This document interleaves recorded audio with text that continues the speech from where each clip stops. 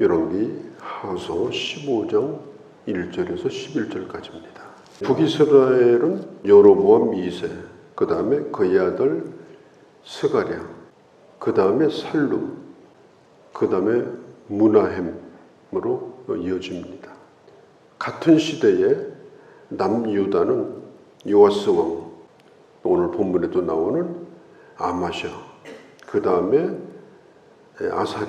아사랴는 누구냐면 우시야 왕입니다. 아사랴와 그 다음에 요담, 그 다음에 아하스, 이게 남유다의 같은 시대의 왕들입니다. 이제 북이스라엘은 거의 이제 왕조가 끝나갑니다. 남유다보다도 더 일찍 망하게 되죠. 오늘 이 소개되는 이 왕은 누구냐면은 아마샤의 아들 아샤라입니다. 그때 당시 북이스라엘 왕은 여로보암 2세였는데 그때 남유다 왕이 아샤라. 이 아샤라는 우시야라는 왕으로 더 많이 알려져 있습니다. 이 아샤라가 16살 때 왕이 되었습니다. 그리고 52년 동안 예루살렘을 통치합니다. 오늘 성경에 보면 그 아버지를 본받아서 여호와 보시기에 옳은 일을 행하였다. 아마샤가 괜찮은 왕이에요. 그런데 아들도 아버지를 본받아서 여호와 보시기에 옳은 일을 행하였다. 그러나 하지 못한 일이 또 있었습니다. 4절 초반에 보면 오직 이것만은 손대지 못했습니다. 그것이 뭐냐면 산당이었습니다.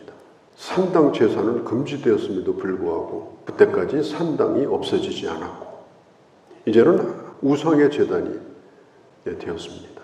산당이 문제였고 북쪽 이스라엘은 여로보암의 우상이 문제였습니다. 이 아샤라, 이 우시야는 어떤 사람인가? 역대하 25장, 26장에 그에 대해서 잘 나와 있습니다. 남유다 왕 가운데 뛰어난 왕 중에 하나가 바로 이 아샤라, 우시야입니다. 그는 영토를 어마어마하게 확장을 합니다. 그래서 이 홍해 연안, 그 다음에 블레셋 지역, 잃어버렸던 땅들 다 찾고 그 다음에 암몬도 정복해가지고 조공을 받아내고 저 이집트 변방까지 세력을 뻗치는 그런 국력이 대단히 강해졌습니다. 그리고 무역도 아주 힘썼어요. 물이 없는 데다가 웅덩이를 만들어가지고 가축을 잘 키울 수 있도록 축산을 장려하는 그런 정책도 썼습니다. 또 우시야 왕은 강력한 군대를 가지고 있었습니다. 무려 군대 숫자가 30만 7,500명의 군대를 가지고 있었고 또 좋은 기술자들을 데려다가 계속 무기를 개량을 하고 또 성에 성루를 쌓고 망대를 세우고 그러니까 우시야 당시에 이 아사랴 왕 당시에는 누구도 남유다를 넘보지 못하는 일을 했습니다.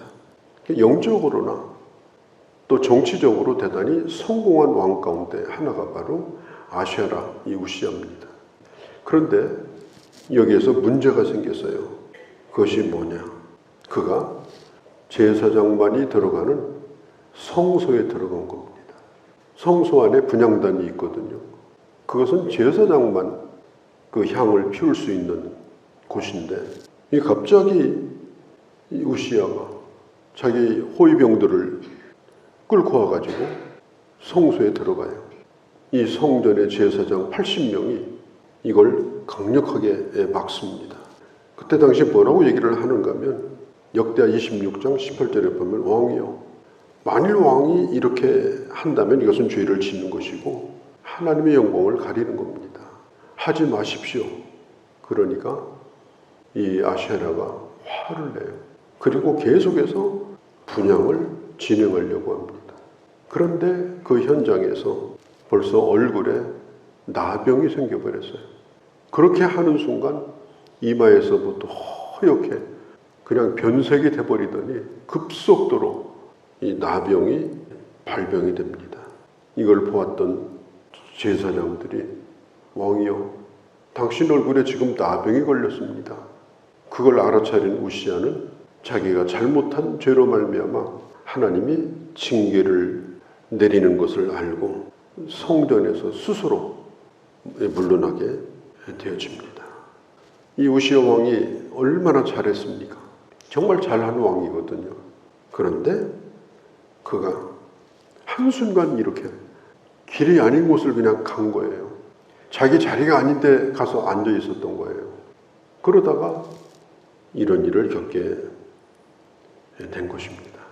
길이 있으나 모든 것이 길이 아니고 내가 가야 될 길이 있습니다. 제사장을 협박하고 자기가 갈 길이 아닌데 가는 이런 일을 저질렀어요. 왜 그랬을까요? 자기 스스로가 강해지니까 교만하게 된 거예요. 약할 때는 겸손히 살았어요. 힘이 없을 때는 겸손했어요. 일이 안 될 때는 겸손했어요. 그런데 모든 일이 다 잘 되고 이제는 최고의 자리에 오를 쯤이 됐을 때 그는 이런 일을 겪게 된 것입니다. 잠언 16장 18절에 보면 교만이라는 것은 패망의 선봉이다. 가장 빨리 망하는 방법이 뭐냐?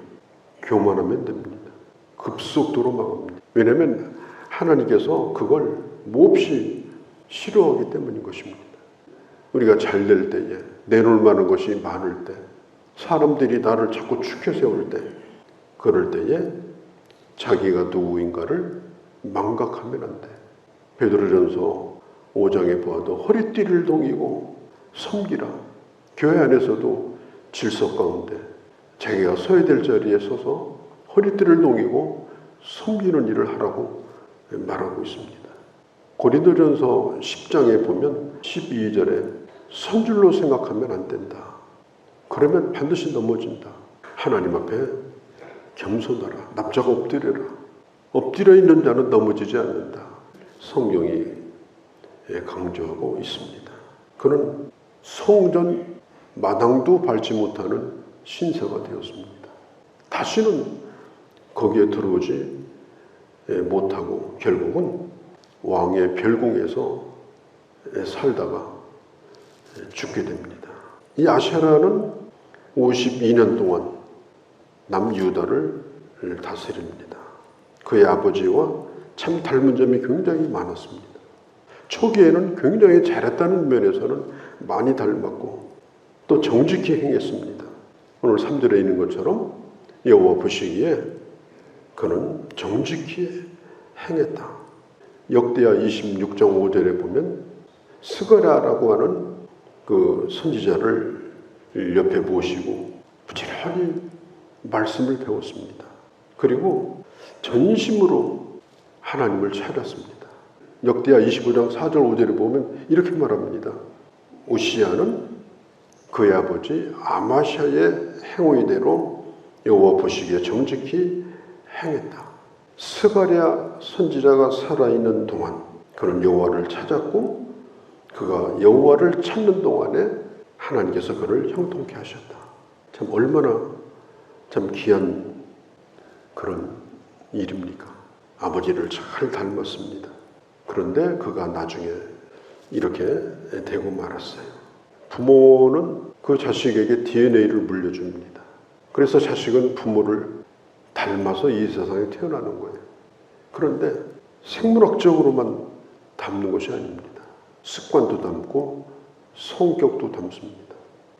영적인 모습도 닮습니다. 왜 닮느냐? 자식은 이 세상에 태어나서 가장 먼저 보는 얼굴이 부모이고 가장 먼저 행동을 목격하는 것이 부모가 하는 모습입니다.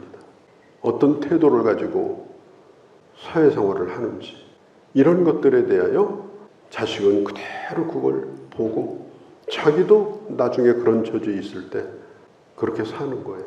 사람은 책으로 본 거 가지고 사람 되는 게 아니고 본대로 하는 거예요.